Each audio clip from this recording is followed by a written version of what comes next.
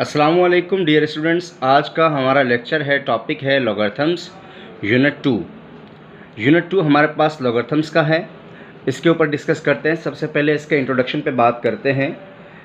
Introduction इसका क्या है, सिंपल सा इंट्रोडक्शन है स्टूडेंट्स। इंट्रोडक्शन, इसका इंट्रोडक्शन क्या है कि सबसे पहले जो है इसे इंट्रोड्यूस करवाया था मोहम्मद बिन मूसा अल-ख्वारिज़मी ने। ये एक मुस्लिम मैथमेटिशियन थे, इसने इसको सबसे पहले इंट्रोड्यूस करवाया और उसके बाद फर्दर इसको डेवलप किया जॉन नेपियर ने। पहले हमारे पास सबसे पहले मोहम्मद बिन मूसा अल-ख्वारिज़मी ने इसे इंट्रोड्यूस करवाया, मोहम्मद बिन मूसा अल-ख्वारिज़मी।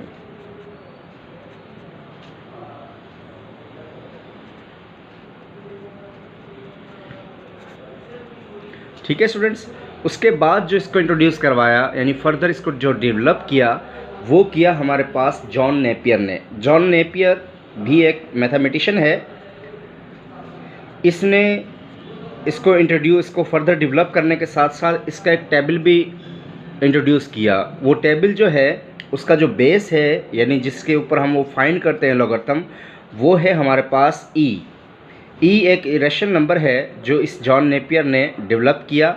इसकी एक वैल्यू है, कांस्टेंट वैल्यू है जो बराबर है 2.71828 और फिर कंटिन्यू रहती है स्टूडेंट।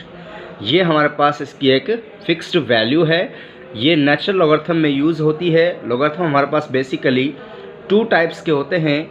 एक टाइप के अंदर हमारे पास बेस ई होता है और दूसरी टाइप में हमारे पास जो बेस होता है किसी भी लॉगरिथम का वो कॉमन लॉगरिथम होता है और वो 10 पर होता है। ठीक है, यानी जिसका बेस 10 हो लॉगरिथम में वो आपका कॉमन लॉगरिथम है, और अगर आपके पास जिस लॉगरिथम में ई यूज़ हो रहा हो वो आपका नेचुरल लॉगरिथम है।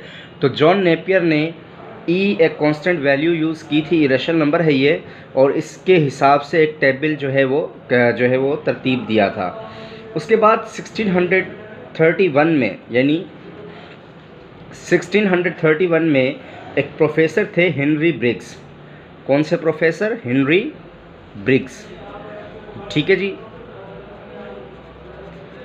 ये एक प्रोफेसर थे, इसने जो है कॉमन लॉगरिथम को इंट्रोड्यूस करवाया, यानी बेस 10 वाली जो हमारे पास लॉगरिथम है उसको इंट्रोड्यूस करवाया, और इसको हम जो है वो कॉमन लॉगरिथम कहते हैं, और इसका जो बेस है वो 10 होता है।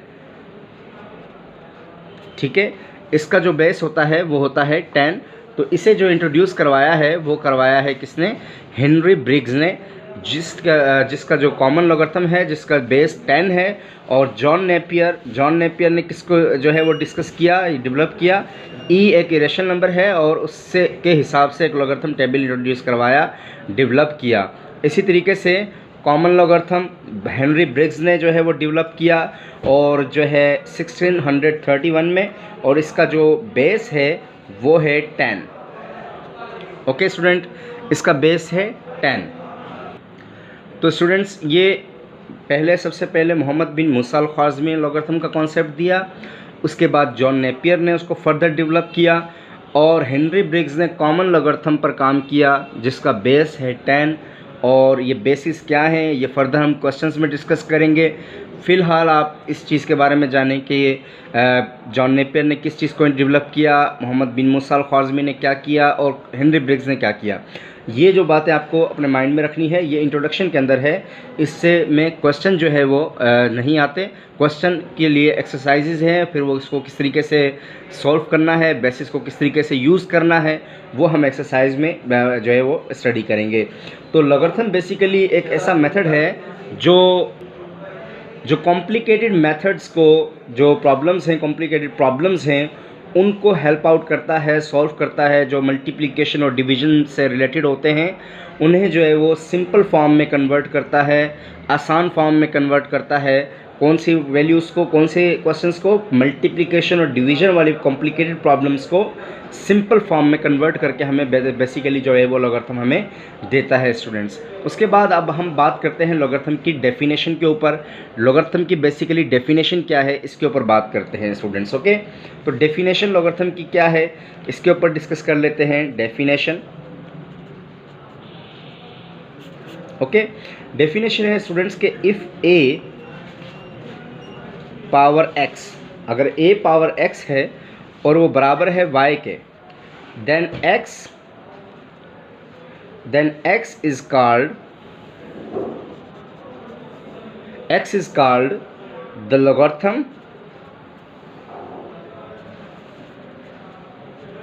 The logarithm of y to the base a, and it is written as, students देखें, इट इज़ रिटन एज, इसको लिखेंगे कैसे, it is written as log ay is equal to x, और कुछ कंडीशन है, वो क्या है, वेयर a ग्रेटर देन 0 होना चाहिए, y भी ग्रेटर देन 0 होना चाहिए, एंड a जो है is not equal to 0। Students ये कुछ कंडीशन है इसकी डेफिनेशन की। पहले डेफिनेशन को समझते हैं, फिर कंडीशन पे आते हैं। डेफिनेशन हमें कहती है कि a पावर x अगर आपके पास है इज इक्वल टू y, तो उसका लॉगरिथम होगा x, यानी power is called the logarithm to the base a, यानी उस बेस जो दिया गया है हमें, यानी ये देखें a पावर x, तो x जो है वो लॉगरिथम होगा, ठीक है, किसका लॉगरिथम होगा, then x is called logarithm of आपने इसमें लिखना है logarithm of y to the base, logarithm of y to the base a, यानी a के बेस है और उसका लॉगरिथम जो है वो x है, किसके हिसाब से आपने बताना है, y के हिसाब से। यानी कि आप इस डेफिनेशन को अच्छी तरीके से अंडरस्टैंड करें कि a power x is equal to y, कभी भी आपको इस फॉर्म में कोई वैल्यू मिल जाए तो उसमें जो पावर है वो आपका लॉगरिथम होगा बेस a के ऊपर, ठीक है, किसका, जो इज़ इक्वल टू के दूसरी तरफ आंसर है हमारा उसके। इसको नंबर में समझते हैं नंबर में हम इसको समझते हैं, ठीक है। अब देखें 3 के ऊपर मैं ऐसी कौन सी पावर रखूं कि हमें आंसर 81 मिले। ओके, 3 के ऊपर हम ऐसी कौन सी पावर रखें जो आंसर हमें 81 मिले। तो स्टूडेंट्स 3 के ऊपर अगर हम 4 रखें तो हमें आंसर 81 मिलता है।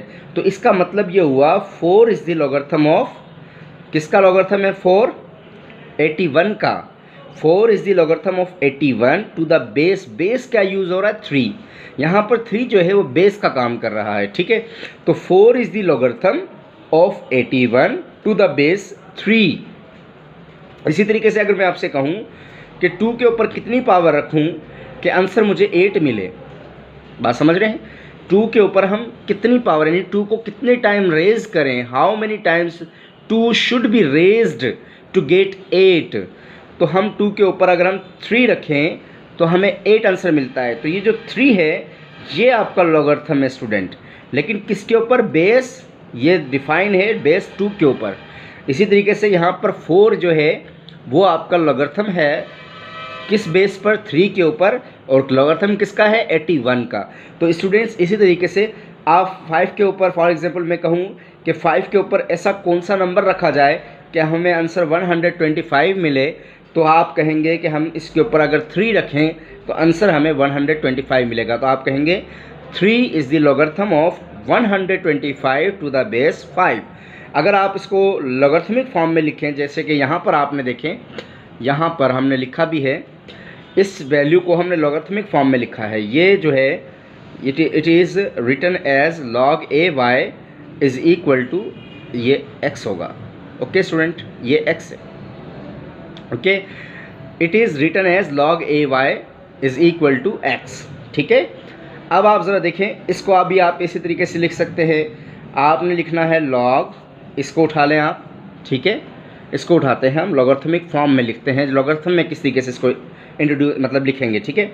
तो आप ज़रा देखें लॉगरिथम किसका ले रहे हैं, किस बेस पर ले रहे हैं, 3 पर, तो 3 नीचे आ जाएगा। हमेशा लॉग के नीचे जो नंबर लिखा जाता है वो बेस को रिप्रेजेंट करता है, ठीक है। किसका लॉगरिथम है, 81 का, तो पावर हमारे पास एक्सपोनेंट इक्वल के दूसरी तरफ चली जाएगी, ठीक है। इसे कहते हैं लॉगरिथमिक फॉर्म। ओके, इसी तरीके से इसको आप लिख सकते हैं सबसे पहले बेस को डाल दें, ठीक है। बेस हमने लिखा 5, ओके। उसके बाद किसका है लॉगरिथम, ये 125 का है, ठीक है। किसके ऊपर है जी, 3 के ऊपर बनता है, यानी 5 पावर 3 को रेज करें 3 टाइम्स तो हमें आंसर मिलता है 125। तो यानी कि 3 जो है वो लॉगरिथम है। तो डेफिनेशन भी हमें यही कहती है। अब इसको उठा लें, आप देखें, इस वैल्यू को उठाते हैं हम, 2 power 3 is equal to 8। Log के नीचे आप 2 आ जाएगा बेस, उसके बाद 8 जो है वो पहले आ जाएगा और उसके बाद में जो है वो पावर आ जाएगी स्टूडेंट, ओके। तो ये लॉगरिथमिक फॉर्म है स्टूडेंट्स, ठीक है। तो अब डेफिनेशन पे दोबारा आ जाते हैं। Log a power, if a power x is equal to y, अगर आपके पास कोई फंक्शन है, कोई वैल्यू है, तो उसमें एक्स यानी पावर जो है वो आपका लॉगरिथम होगा, लेकिन बेस क्या होगा, जो उसका बेस है उसके ऊपर होगा, ठीक है। यानी then x is called the logarithm of y to the base A.